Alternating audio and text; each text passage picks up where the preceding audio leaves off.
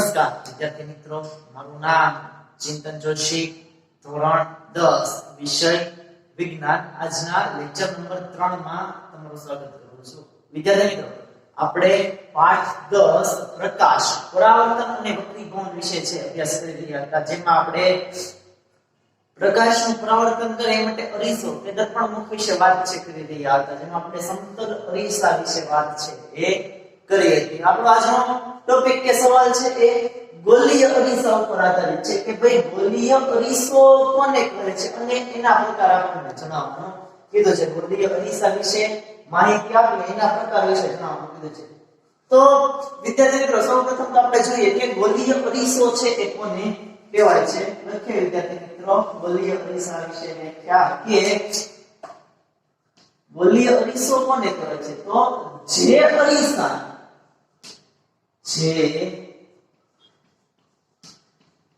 અરીસાની પરાવર્તક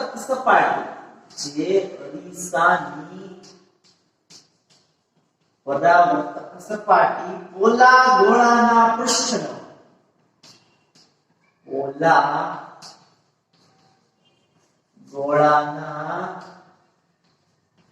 પૃષ્ઠનો એક ભાગ હોય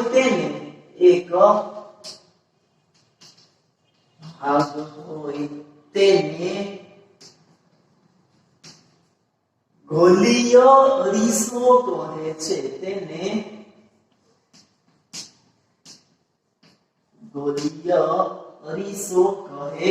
શું કહે છે વિદ્યાર્થી મિત્રો? કે એવો અરીસો જેની પરાવર્તક સપાટી કોઈ પોલા ગોળાના પૃષ્ઠનો એક ભાગ હોય. આપણે અહીંયા જોઈએ કે બે અરીસા લીધેલા છે. આ એક કાલ્પનિક આપણે ગોળો છે વિચારીએ છીએ. એ ગોળામાં આ પોલા ગોળાનો કોઈ એક ભાગ પરાવર્તક સપાટી, એટલે કે જ્યાં કિરણો અડે અને પરાવર્તન પામતો હોય, એ પરાવર્તક સપાટી તરીકે છે એ વર્તન કરતો હોય. અરીસાની પરાવર્તક સપાટી છે, કોઈ પણ અરીસાની પરાવર્તક સપાટી આવા પોલા ગોળાના પૃષ્ઠનો કોઈ એક ભાગ હોય તો એને ગોલીય અરીસો છે એ કહેવાય છે. એક જેમાં અરીસાની એક બાજુ સંપૂર્ણ પોલિશ કરેલી અને પારદર્શક હોય છે. અરીસાની એક બાજુ સંપૂર્ણ પોલિશ કરેલી અને પારદર્શક હોય છે. કેવી હોય છે વિદ્યાર્થી મિત્રો? અરીસાની એક બાજુ સંપૂર્ણપણે પોલિશ કરેલી અથવા તો પારદર્શક છે. એટલે કે આવી છે આપણને અરીસાની એક બાજુ છે. તમે જોવો છો અહીંયા કોઈ પણ એક બાજુ છે એ પરાવર્તક સપાટી અને બીજી બાજુ છે એ જે તમે ઘસી અને પરાવર્તક સપાટી જેવી છે પોલિશ કરેલી છે, બનાવી છે. એટલે કેવી હોય છે? પારદર્શક છે એ હોય છે. જ્યારે બીજી બાજુ અપારદર્શક છે એ હોય છે. જ્યારે બીજી બાજુ અપારદર્શક હોય છે. આપણે જોઈ શકીએ છીએ આ અરીસા છે તો એક સાઈડ છે એ પરાવર્તક સપાટી કેવી પોલિશ કરેલી લીસી છે, જ્યારે પારદર્શક છે. જ્યારે બીજી સાઈડ છે એ કેવી હોય છે? તો કે બીજી બાજુ છે એ અપારદર્શક હોય છે. ગોલીય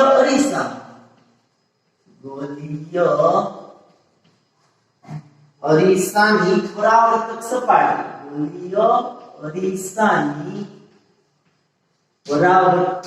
સપાટી અંદર કે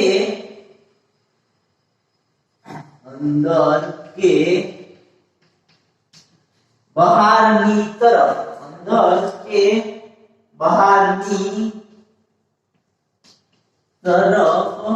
વક્રાકાર હોય છે. તેના બે પ્રકાર પડે છે. શું કહે છે વિદ્યાર્થી મિત્રો ગોલીય અરીસા માટે? કે જે ગોલીય અરીસો છે એ અરીસાની કોઈ પરાવર્તક સપાટી છે એ કોઈ પોલા ગોળો, આ જે પોલો ગોળો છે અરીસાની પરાવર્તક સપાટી, આ પોલા ગોળાનો કોઈ એક ભાગ રૂપે છે એ હોય અથવા તો પૃષ્ઠનો આ પોલા ગોળાનો કોઈ એક ભાગ પૃષ્ઠનો કોઈ એક ભાગ હોય તો એને ગોલીય અરીસો કહેવાય છે, જેમાં એક સાઈડ છે એ સંપૂર્ણપણે પોલિશ કરેલો ચકચકિત લીસો પારદર્શક હોય છે અને બીજો સાઈડનો ભાગ છે એ કેવો તો કે અપારદર્શક છે હોય છે.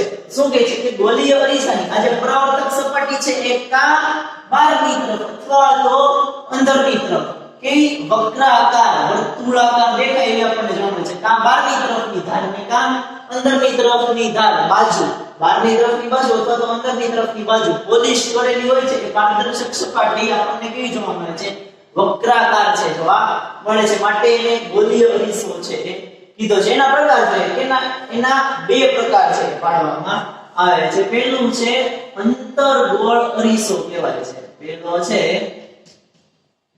એ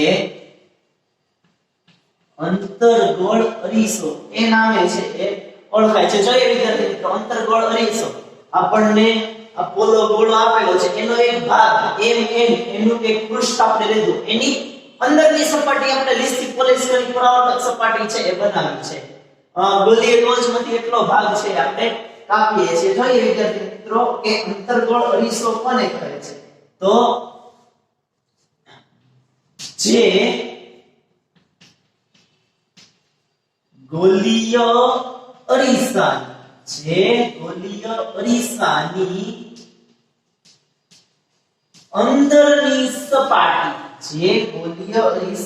અંદરની સપાટી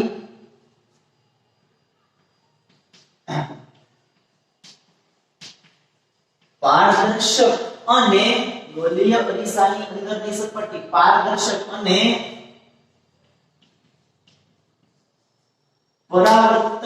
પરાવર્તન સપાટી અંદર વક્રાકાર હોય તેને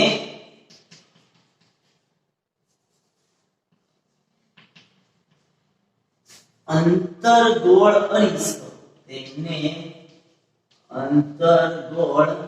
અરીસો કહે છે. શું કહેવાય છે વિદ્યાર્થી મિત્રો કે જે ગોલીય અરીસો છે એની આ અંદરની સપાટી પારદર્શક કે પરાવર્તક સપાટી પોલિશ કરેલી હોય અને અંદરની તરફ તમે જો અંદરની તરફ વક્રાકાર છે, બહારનો ભાગ વક્રાકાર નથી, અંદરની તરફની સપાટીને આપણે પોલિશ કરીને પારદર્શક કરી છે. પરાવર્તક સપાટી ઈ અંદરની તરફ વક્રાકાર હોય, આ પરાવર્તક સપાટી અંદરની તરફ છે, અંદરની તરફ વક્રાકાર હોય તો એને અંતર્ગોળ અરીસો તરીકે છે એ ઓળખવામાં આવે છે. અંતર્ગોળ અરીસો છે એ કહે છે આ જે કેન્દ્રની રેખા છે અંતર્ગોળ અરીસામાં P અને C એને મુખ્ય અક્ષ તરીકે ઓળખવામાં આવે છે. એટલે એવું કહેવાય છે વિદ્યાર્થી મિત્રો કે મુખ્ય અક્ષને સમાંતર કિરણપુંજ આ અરીસા વડે પરાવર્તન પામીને આ મુખ્ય અક્ષ છે એને સમાંતર અહીંથી કોઈ કિરણો પસાર થતા હોય છે અને આ સપાટી સાથે અથડાય અને પરાવર્તન પામે ત્યારે પરાવર્તન પામીને કોઈ એક બિંદુએ કેન્દ્રિત થતા હોય એવો આપણને ભાસ થાય કે એક બિંદુને મળતા હોય, એક બિંદુએ કેન્દ્રિત થાય છે તેથી તેને અભિસારી અરીસો પણ કહે છે. તેથી તેને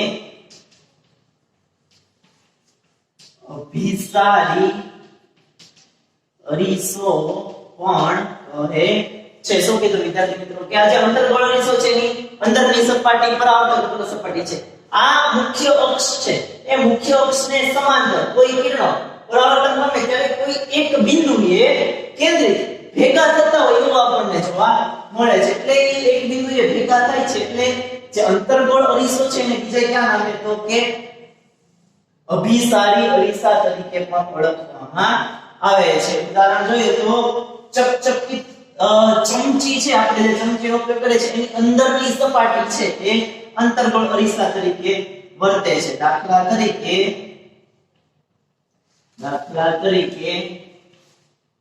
ચકચકિત ચમચીની અંદરની સપાટી, ચકચકિત ચમચીની અંદરની સપાટી અંતર્ગોળ અરીસા તરીકે વર્તે છે. તો આ વાત હતી અંતર્ગોળ અરીસાની. હવે જોઈએ વિદ્યાર્થી મિત્રો એનો બીજો પ્રકાર છે બહિર્ગોળ અરીસો, કે કોને બહિર્ગોળ અરીસો છે એ કહેવામાં આવે છે. આપણે અંતર્ગોળ અરીસો વિશે જોયું કે જેમાં અંદરની સપાટી છે એ વક્રાકાર પરાવર્તક છે એવો હોય છે. તો બહિર્ગોળ અરીસામાં વિદ્યાર્થી મિત્રો શું કહે છે ખબર છે કે જે ગોલીય અરીસો, જે ગોલીય અરીસાની પરાવર્તક સપાટી, જે ગોલીય અરીસાની પરાવર્તક સપાટી બહારની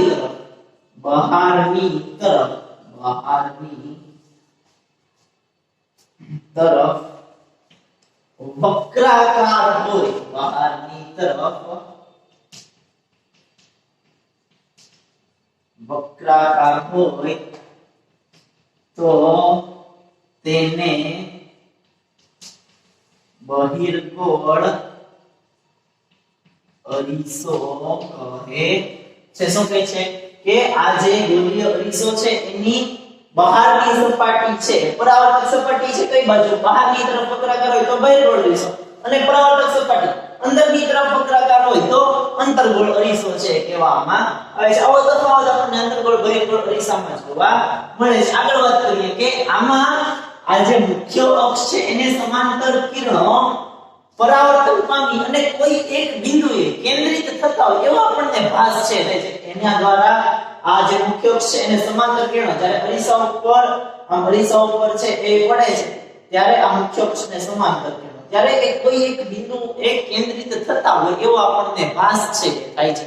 તો ત્યારે એને આપણે બહિર્ગોળ અરીસો છે અથવા તો અપસારી અરીસો છે એ કહે છે. આપણે લખીએ આગળ કે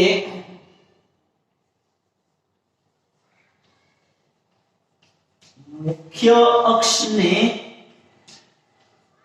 સમાંતર કિરણપુંજ આ અરીસા વડે પરાવર્તન પામીને એક બિંદુએ, મુખ્ય અક્ષ વડે પરાવર્તન પામીને એક બિંદુએ કેન્દ્રિત થતા હોય તેવો ભાસ થાય છે. એક બિંદુએ વિકેન્દ્રિત થતા હોય તેવો ભાસ થાય છે. તેથી તેને અપસારી અરીસો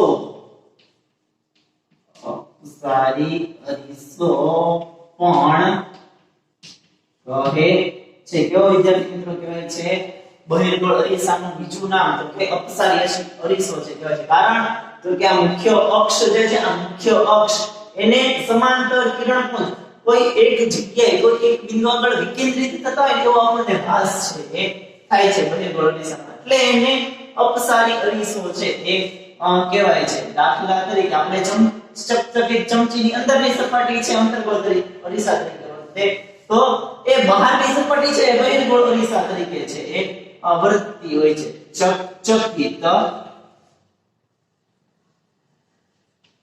ચમચીની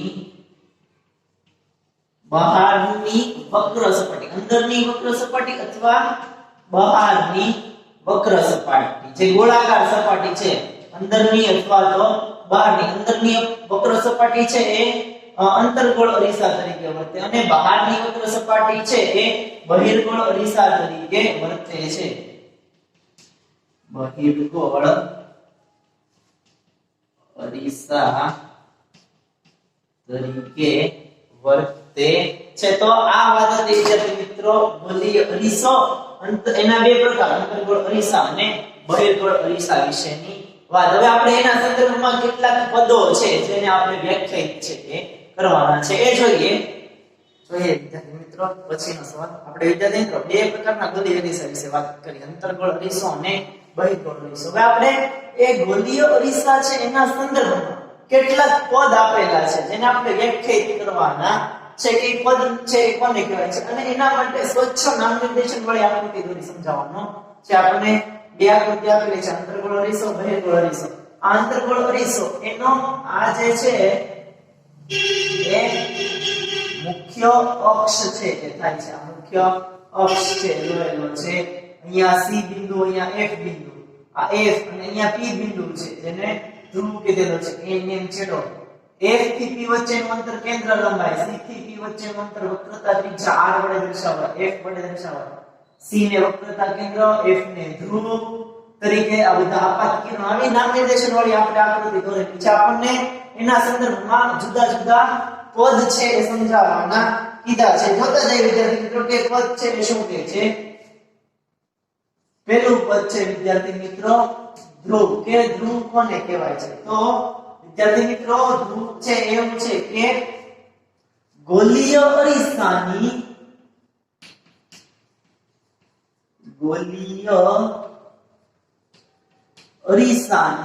પરાવર્તક સપાટીના ગોલીય અરીસાની પરાવર્તક સપાટીના કેન્દ્રને ગોલીય અરીસાની પરાવર્તક સપાટીના કેન્દ્ર જેને આપણે મધ્ય બિંદુ કહીએ છીએ, કેન્દ્રને ગોલીય અરીસાની પરાવર્તક સપાટીના કેન્દ્રને અથવા તો મધ્ય બિંદુને ગોલીય અરીસાનો ધ્રુવ કહે છે. શું કીધું વિદ્યાર્થી મિત્રો? આ જે ગોલીય અરીસો છે, આ અંતર્ગોળ અરીસો, આ બહિર્ગોળ અરીસો કીધેલો છે. આ અહીંયાથી અહીંયા સુધીનો અરીસો છે એ ગોલીય અરીસાની જે પરાવર્તક સપાટી છે, આ અંદરની તરફની સપાટી, એમાં બહારની તરફ સપાટી, એ પરાવર્તક સપાટીના કેન્દ્રને અથવા તો આ બે જે છે એના મધ્ય બિંદુને જેને આપણે P વડે દર્શાવેલું છે એને ધ્રુવ તરીકે ઓળખવામાં આવે છે અથવા તો ગોલીય અરીસાનો ધ્રુવ છે એ કહે છે. તેને P વડે દર્શાવાય છે જે અરીસાની સપાટી પર હોય છે, જે અરીસાની સપાટી પર હોય છે. શું કીધું વિદ્યાર્થી મિત્રો કે આ જે ધ્રુવ P છે એ ક્યાં જોવા મળે છે? તો કે અરીસાની સપાટી ઉપર જોવા મળે છે. કોને કહેવાય છે? તો કે જે ગોલીય અરીસાની પરાવર્તક સપાટી છે એના મધ્ય બિંદુને અથવા તો કેન્દ્ર બિંદુ છે એને આપણે ગોલીય અરીસાનો ધ્રુવ છે કહીએ છીએ. પછી બીજું જોઈએ વિદ્યાર્થી મિત્રો કે બીજું શું છે? વક્રતા કેન્દ્ર. જોઈએ બીજું વક્રતા કેન્દ્ર. કે ભાઈ વક્રતા કેન્દ્ર છે એ કોને કહેવાય છે? તો વિદ્યાર્થી મિત્રો આપણે શું કરીએ? આપણી પાસે જે પોલો ગોળો હતો એ પોલા ગોળામાંથી આપણે અરીસો છે બનાવીએ છીએ. પોલા ગોળાના કોઈ એક પૃષ્ઠને ચકચકિત પરાવર્તક સપાટી છે એ બનાવીએ છીએ. ત્યારે જે અરીસાનો જે પોલો ગોળો છે એ પોલા ગોળાનું જે કેન્દ્ર છે એ કેન્દ્રને વક્રતા કેન્દ્ર તરીકે ઓળખવામાં આવે છે. લખીએ વિદ્યાર્થી મિત્રો કે ગોલીય અરીસાની પરાવર્તક સપાટી, ગોલીય અરીસાની પરાવર્તક સપાટી જે પોલા ભાગની પોલા ગોળાનો એક ભાગ છે. આપણે જે પરાવર્તક સપાટી જોઈએ છે શું છે? જે પોલો ગોળો આપણે લીધેલો છે પોલા ગોળાનો એક ભાગ છે. ગોલીય અરીસાની પરાવર્તક સપાટી પોલા ગોળાનો એક ભાગ છે. તેના કેન્દ્રને એટલે તે ગોળાના કેન્દ્રને વક્રતા કેન્દ્ર કહે છે. તેના કેન્દ્રને વક્રતા કેન્દ્ર કહે છે. તેને C વડે દર્શાવાય છે. જોઈએ C વક્રતા કેન્દ્ર. આપણે જે ગોળો હતો એ ગોળાનું કેન્દ્ર એને વક્રતા કેન્દ્ર છે કહેવાય છે. આમાં પણ જે ગોળો હતો એ ગોળાનું વક્ર કેન્દ્ર એને વક્રતા કેન્દ્ર છે કહેવાય છે. આપણે જે ગોલીય અરીસો પરાવર્તક સપાટી બનાવે છે જે પોલા ગોળામાંથી આપણે અરીસો કાઢીએ છીએ એ પોલા ગોળાનું કેન્દ્ર એને વક્રતા કેન્દ્ર કહેવાય છે. જેને આપણે શેના વડે તો કે C વડે છે એ દર્શાવીએ છીએ. આગળ વાત કરીએ કે જેમ ધ્રુવ છે તો એ અરીસાની સપાટી પર છે એટલે અરીસાનો ભાગ છે એમ વક્રતા કેન્દ્ર અરીસાનો ભાગ નથી. વક્રતા કેન્દ્ર અરીસાનો ભાગ નથી. અરીસાથી અલગ છે. અરીસાનો ભાગ નથી. અંતર્ગોળ અરીસો છે તો એમાં વક્રતા કેન્દ્ર સામે હોય છે જ્યારે બહિર્ગોળ અરીસામાં વક્રતા કેન્દ્ર પાછળ છે એ હોય છે. આ જે પરાવર્તક સપાટી છે પરાવર્તક સપાટીની સામે હોય છે. અંતર્ગોળ અરીસામાં વક્રતા કેન્દ્ર પરાવર્તક સપાટીની સામે છે જ્યારે બહિર્ગોળ અરીસો છે તો એની આ પરાવર્તક સપાટી છે એની પાછળ વક્રતા કેન્દ્ર છે એ જોવા મળે છે. તો લખીએ વિદ્યાર્થી મિત્રો આપણે આગળ કે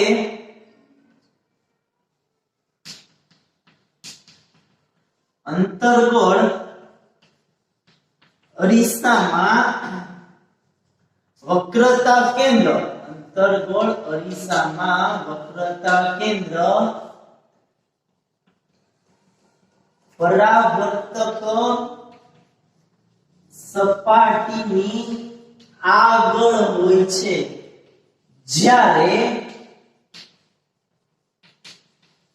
બહિર્ગોળ અરીસામાં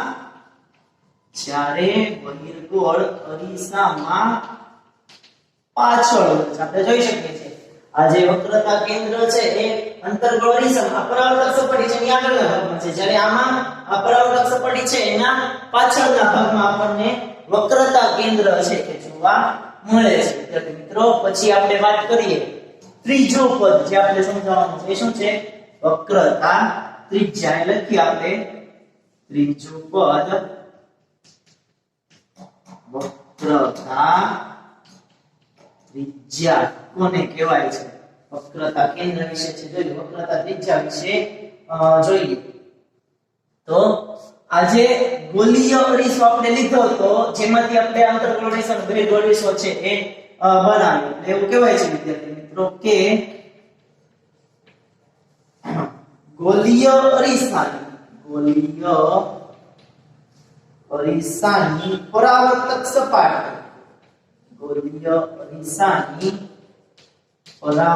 સપાટી જે પોલા ગોળાનો એક ભાગ છે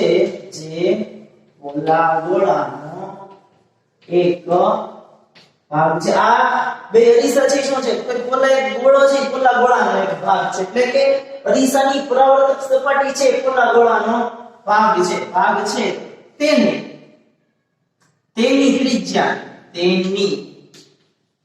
એટલે કે આપણે જે ગોળીય ભાગ છે લીધો હતો અહીંયા જે આપણે આખો ગોળીય પ્રદેશ છે ગોળો લીધો હતો એ ગોળાની ત્રિજ્યા એને વક્રતા ત્રિજ્યા છે કહેવાય આવે છે. તેની ત્રિજ્યાને ગોલીય અરીસાની વક્રતા ત્રિજ્યા કહે છે. તેની ત્રિજ્યાને ગોલીય અરીસાની વક્રતા ત્રિજ્યા કહે છે જેને r વડે દર્શાવવામાં આવે છે. જેને શેના વડે દર્શાવવામાં આવે છે વિદ્યાર્થી મિત્રો તો કે r વડે દર્શાવવામાં આવે છે. ધ્રુવ અને વક્રતા કેન્દ્ર વચ્ચેનું અંતર વક્રતા ત્રિજ્યા તરીકે ઓળખવામાં આવે છે. અરીસામાં ધ્રુવ અને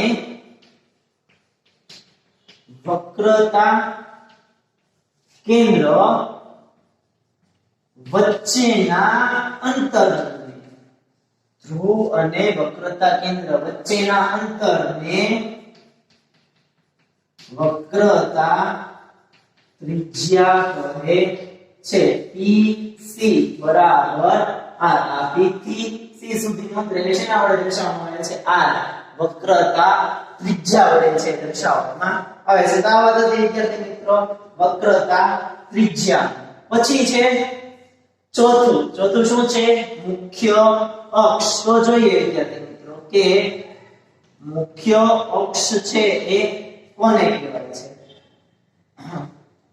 ફરીથી જે ગોલીય અરીસો છે એ ગોલીય અરીસામાં આ ધ્રુવ અને વક્રતા કેન્દ્ર છે એમાંથી એક આપણે કાલ્પનિક રેખા પસાર થતી છે જોઈ શકીએ. ધ્રુવ અને વક્રતા કેન્દ્ર જે C છે અને આ ધ્રુવ P છે એમાંથી પસાર થતી તમે કાલ્પનિક રેખા છે જોઈ શકો છો. એમાંથી પસાર થતી રેખા છે ધ્રુવ P અને વક્રતા કેન્દ્ર C.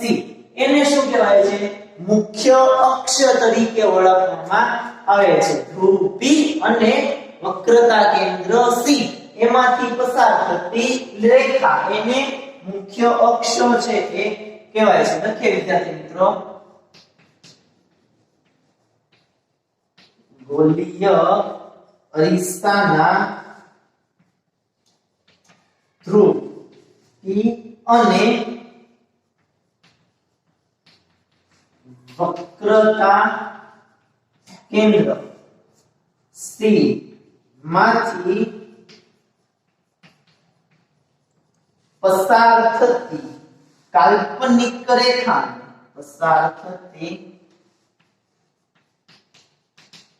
કાલ્પનિક રેખાને ગોલીય અરીસાનો મુખ્ય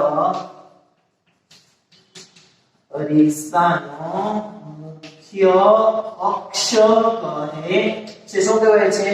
મુખ્ય અક્ષ છે એ કહે છે. તે ધ્રુવ આગળ લંબ હોય છે. એટલે શું કે આ જે મુખ્ય અક્ષ છે એ ધ્રુવ આગળ લંબ હોય છે એટલે ધ્રુવ સાથે 90 ડિગ્રીનો ખૂણો છે બને છે. ધ્રુવને લંબ છે એ જોવા મળે છે. આવી વાત છે આપણે મુખ્ય અક્ષ વિશે છે કહી શકીએ છીએ કે ગોલીય અરીસામાં ધ્રુવ અને વક્રતા કેન્દ્ર એમાંથી પસાર થતી જે કાલ્પનિક રેખા એને મુખ્ય અક્ષ તરીકે લેવામાં આવે છે. જે ધ્રુવ સાથે કેવું હોય છે? ધ્રુવ આગળ લંબ રૂપે છે એ જોવા મળે છે. તો આવી ધ્રુવ વક્રતા કેન્દ્ર વક્રતા ત્રિજ્યા અને મુખ્ય અક્ષ આવા પદો છે આપણે અરીસાના તંત્રમાં સમજાવી શકીએ છે. આપણે મુખ્ય કેન્દ્ર લંબાઈ અને દર્પણ મુખ વિશે છે એ જોઈએ વિદ્યાર્થી મિત્રો. પછી છે મુખ્ય કેન્દ્ર વિશે આપણે જોવાનું છે. જોઈએ પાંચમું મુખ્ય કેન્દ્ર કોને કહેવાય છે જોઈએ. તો અંતર્ગોળ અરીસામાં આપાત થતા કિરણો પરાવર્તક સપાટી પરથી પરાવર્તન પામે છે. પરાવર્તન પામી કોઈ એક બિંદુએ આ બધા આપાત થતા કિરણો કોઈ એક બિંદુએ એકઠા થતા હોય ભેગા થતા હોય એવું આપણને જોવા મળે છે. એટલે જે બિંદુએ આ પરાવર્તિત કિરણો કેન્દ્રિત થતા હોય છે એને આપણે મુખ્ય કેન્દ્ર છે કે એવી રીતના બહિર્ગોળ અરીસો છે. તો બહિર્ગોળ અરીસામાં આજે આપાત થતા કિરણો છે એ બહાર કોઈ બિંદુએ અહીંયા કેન્દ્રિત થતા હોય એવો આપણને ભાસ છે. અંતર્ગોળ અરીસામાં આપાત થતા કિરણો કોઈ એક બિંદુએ કેન્દ્રિત થાય એને મુખ્ય કેન્દ્ર કહેવાય છે. જ્યારે બહિર્ગોળ અરીસામાં આપણને કેન્દ્રિત થતા હોય એવો ભાસ છે એ થાય છે. તો ત્યાં એને તેનું મુખ્ય કેન્દ્ર છે એ કહેવાય છે. જોઈએ વિદ્યાર્થી મિત્રો બંનેમાં જુદું છે કે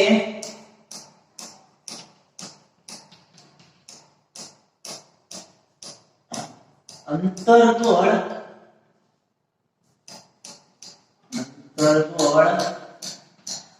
અરીસા પર આપાત થતા કિરણો મુખ્ય અક્ષને સમાંતર મુખ્ય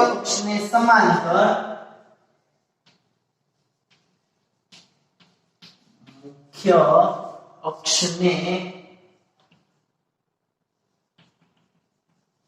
સમાંતર અરીસા દ્વારા મુખ્ય અક્ષને સમાંતર અરીસા દ્વારા પરાવર્તન પામી અરીસા દ્વારા પરાવર્તન પામી મુખ્ય અક્ષ પર જે બિંદુએ કેન્દ્રિત થાય તેને જે બિંદુએ કેન્દ્રિત થાય તેને મુખ્ય કેન્દ્ર કહે છે શું કહેવાય છે મુખ્ય કેન્દ્ર કહે છે તેને અંતર્ગોળ અરીસાનું મુખ્ય કેન્દ્ર કહે છે તેને આપણે અંતર્ગોળ અરીસા વિશે જોઈએ છીએ ને તેને અંતર્ગોળ અરીસાનું મુખ્ય કેન્દ્ર કહે છે શું કીધું કે આ જે આપાત થતા કિરણો છે એ મુખ્ય અક્ષને સમાંતર આપાત થાય છે પરાવર્તન પામી કોઈ એક બિંદુએ છે એ કેન્દ્રિત થતા હોય તો જે બિંદુએ કેન્દ્રિત થાય છે એ બિંદુને શું કહેવાય છે અંતર્ગોળ અરીસાનું મુખ્ય કેન્દ્ર કહે છે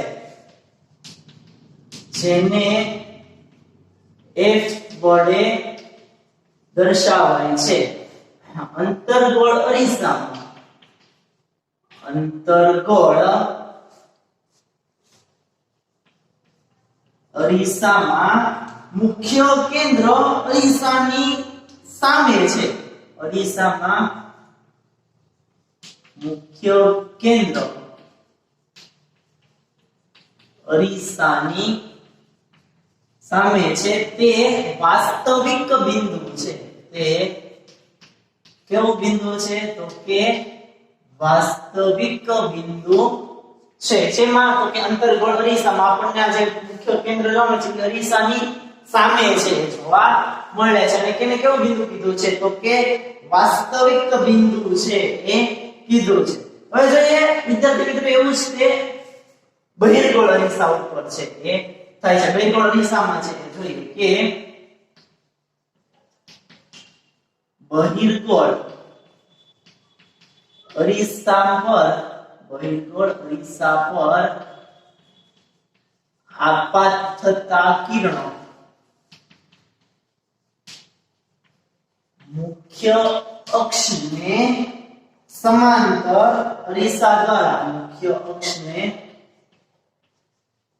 સમાંતર અરીસા દ્વારા પરાવર્તન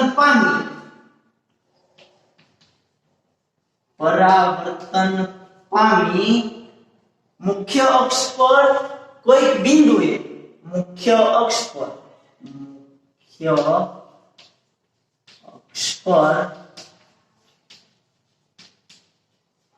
કોઈ બિંદુએ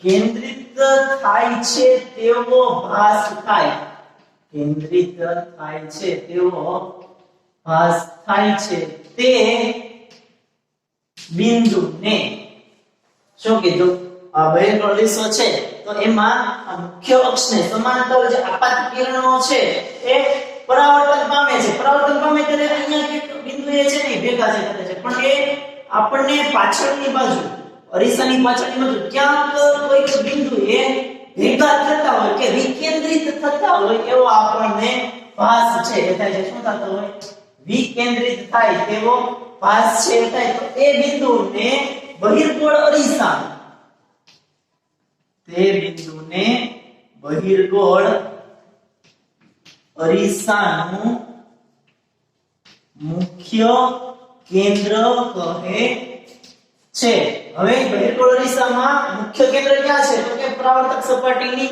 પાછળ અરીસાની પાછળ છે જોવા મળે છે અને કેવું હોય છે તો તેને આભાસી બિંદુ છે કહે છે ખરેખર ત્યાં છે નહીં પણ આપણે વિકેન્દ્રિત થાય છે એવો ભાસ થાય છે એટલે આપણે એને બિંદુ તરીકે સ્વીકારીએ છીએ એટલે એને કેવું કહેવાય છે આ વાસ્તવિક બિંદુ છે આમાં આપણે બિંદુને સ્વીકારીએ છીએ આભાસી બિંદુ તરીકે ઓળખવામાં આવે છે બહિર્ગોળ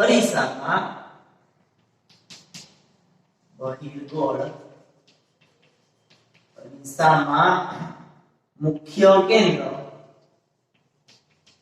મુખ્ય કેન્દ્ર અરીસાની પાછળ હોય છે તે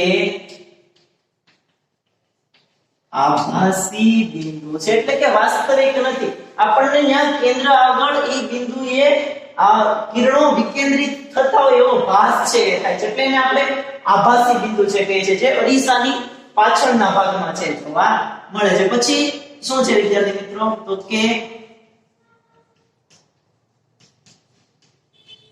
કેન્દ્ર લંબાઈ વિશે છે જોવાનું છે કે અરીસાની ગોલીય અરીસાની કેન્દ્ર લંબાઈ છે એ કોને કહેવાય છે. તો વિદ્યાર્થી મિત્રો કેન્દ્ર લંબાઈ માટે એવું કહેવાય છે કે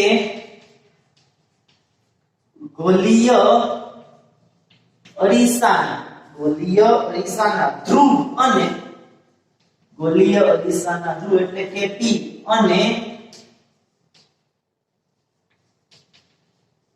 મુખ્ય કેન્દ્ર એટલે કે F વચ્ચેના અંતરને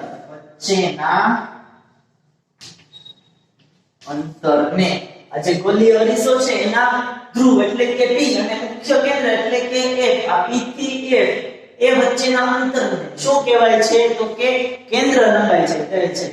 ધ્રુવ P અને મુખ્ય કેન્દ્ર F એ વચ્ચેના અંતરને કેન્દ્ર લંબાઈ કહે છે. તેને R વડે દર્શાવવામાં આવે છે. PF બરાબર R, કેન્દ્ર લંબાઈ છે એને R વડે દર્શાવવામાં આવે છે. પછી છે વિદ્યાર્થી મિત્રો છેલ્લું પદ અરીસાના સંદર્ભમાં, ગોલીય અરીસાના સંદર્ભમાં દર્પણ મુખ.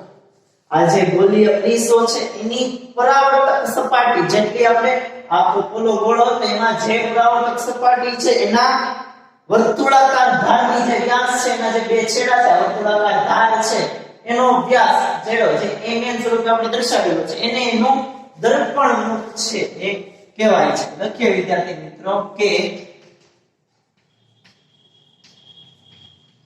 ગોલીય અરીસાની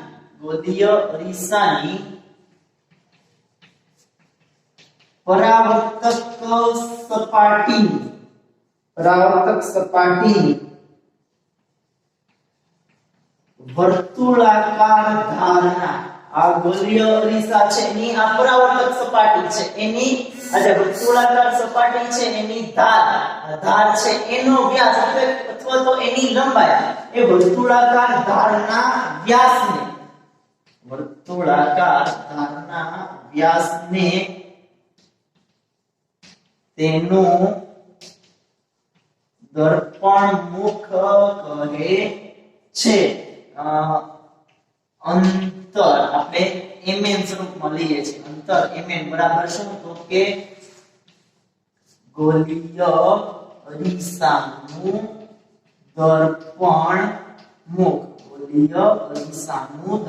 મુખ, જેને તમે m અને n વડે છે એ દર્શાવો છો. તો આવી રીતે અલગ અલગ પદો છે એ આપણે અરીસાના સંદર્ભમાં વ્યાખ્યાયિત છે એ કર્યા, સમજાવ્યા. ધ્રુવ, વક્રતા કેન્દ્ર, વક્રતા ત્રિજ્યા, મુખ્ય અક્ષ, મુખ્ય કેન્દ્ર, કેન્દ્ર લંબાઈ અને દર્પણ મુખ છે એ કોને કહેવાય, જેવા પદોની વિશે આપણે સમજૂતી છે વિદ્યાર્થી મિત્રો મેળવી. વિદ્યાર્થી મિત્રો આજનો લેક્ચર છે આપણે અહીંયા સુધી રાખીએ છીએ. હોમવર્કમાં આજે લખાયેલા બંને સવાલના જવાબ એક વખત લખવાના અને પાકા છે એ કરવાના. આગળનું છે આપણે નેક્સ્ટ લેક્ચરમાં અભ્યાસ છે કરીશું. Thank you.